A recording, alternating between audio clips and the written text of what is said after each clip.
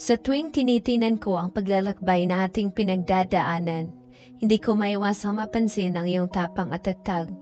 Nasa gitna tayo ng laban at kahit gaano man kahirap, naniniwala ako na may kakayahan tayo na harapin ang mga hamon na dumadating sa ating buhay. Nais kong ipaabot sa iyo ang aking pagmamahal at suporta sa bawat hakbang na iyong gagawin.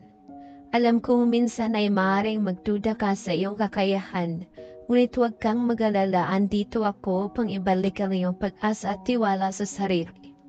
Lumaban ka hanggang sa dulo, hindi lamang para sa iba kundi higit sa lahat para sa ating sarili. Ang bawat pagsubok nating hinaharap ay magbibigay sa atin ng pagkakataon na lumago at magpatibay. Kapag nadarama mo na wala kang lakas, tandaan mo ang mga tagumpay na ating naabot sa nakaraan. Mga tagumpay na nagpapatunay na kaya natin ito, na hindi tayo dapat sumuko. Sa bawat umaga na pinubuksan natin ang mga mata, ituloy natin ang laban. Magpatuloy tayo sa paghahanap ng liwanag sa gitna ng dilim. Mangarap tayo ng malaki at magsumikap tayo para maabot ang mga pangarap na iyon.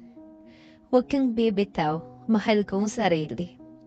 Patuloy kang lumaban, hindi lang para sa tagumpay, kundi para sa iyong sarili, at para sa lahat ng mga pangarap at layunin na iyong ninanais.